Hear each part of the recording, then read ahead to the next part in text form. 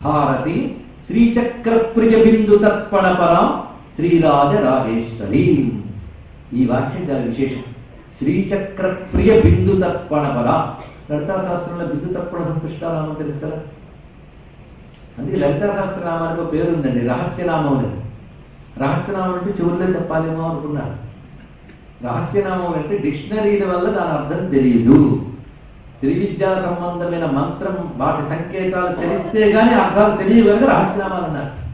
బిందు తర్పణ సంతుష్ట అంటే బిందు తర్పణం వల్ల తృప్తి చెందుతుంది అని దీని యొక్క అర్థం. చాలా విశేషమైన అంశం అండి ఇక్కడ. ఇది అమ్మవారి ఆరాధకులు ఉన్నారు కనుక వాళ్ళు ఆనందించే అంశం అది చెప్తున్నాం. బిందు తర్పణం అంటే అమ్మవారిని పూజించేటప్పుడు ఒక అర్ఘ్యపాత్ర పెడతారు. మొదటిది కలశం, రెండవది శంఖపాత్ర, మూడవది విశేషార్ఘ్యం కూడా చేస్తారు.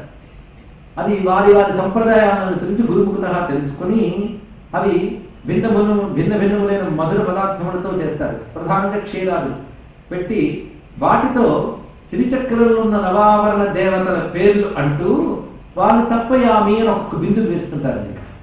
పుష్పం తీసుకుని బిందువు వేస్తుంటారు. ఇలా మొత్తంగా అక్షీర బిందువు తప్పయిత్వ, అక్షీర బిందువుతో ఆయా ఆవరణ దేవతల్ని ఆరాధన చేస్తారు. బిందు తర్పణల యందు ఆసక్తి కలది అని అర్థం. అంటే ఆ శ్రీచక్రంలో అనగానే శ్రీచక్రంలో 9 ఆవరణలు కదా.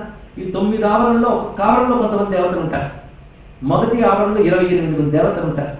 తర్వాత ఆవరణలో 16 మంది. మీరు లెక్క చెప్పండి చివరికి. ఆ తర్వాత 8 మంది ఉంటారు.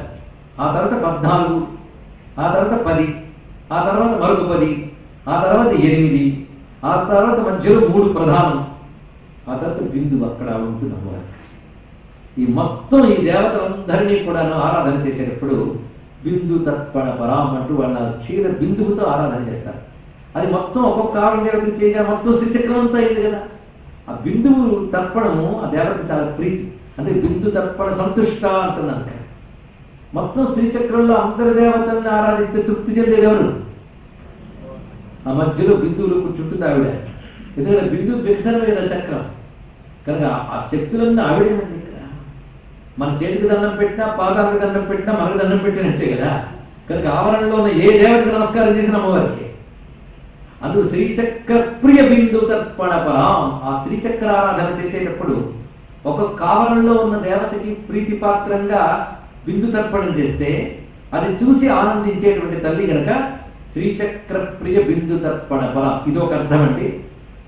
బిందువు అనగానే శ్రీచక్రంలో మధ్యలో ఉంటుంది బిందువు. ఆ బిందువు ఎప్పుడు ఏకమే. మిగిలిన ఆవరణలో అనేకం ఉంటుంది. మిగిలిన ఆవరణలో అనేక మంది దేవతలు ఉంటారు కానీ బిందువులు ఒక్కరే ఉంటారు. ఎవరు? అమ్మవారే. ఆవిడ బైందవాసన అని నామంలో చెబుతుంది. బైందవాసన అంటే బిందువు అనే ఆసనం మీద కూర్చుంది. బిందువులు ఎంత మహత్వం వస్తుంది. ఏకం. దాని చుట్టూ 8 ఆవరణలు అనేకం. కానీ మనం ఆరాధన చేస్తూ అనేకం నుంచి ఏకంలో వెళ్తాం. అనేకం నుంచి ఏకంలోకి వెళ్ళాక అదే కైవల్యం. కానీ అనేక లోకం, ఏకం లోకాతీతం. అదే లోకాతీత గుణాతీత. ఏది లోకాలకు అతీతమో అదే లోకాలంతా వ్యాపించింది. ఇది తెలుసుకో. కానీ ఆ బిందువే ఈ ఆవరణలన్నింటితో శక్తిగా వ్యాపించింది. ఇది గ్రహించుకో.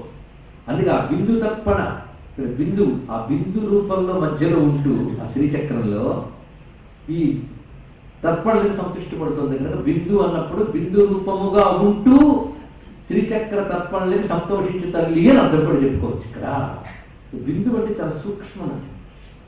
సూక్ష్మం దాన్ని బిందు అంటాం. అంటే జ్ఞానం ఎప్పుడు సూక్ష్మంగా ఉంటుంది. ఆ సూక్ష్మమైన జ్ఞానానికి సంతోషించే తల్లి కనుక శ్రీచక్ర ప్రియ బిందు తర్పణ పరాం శ్రీ రాజరాజేశ్వరి.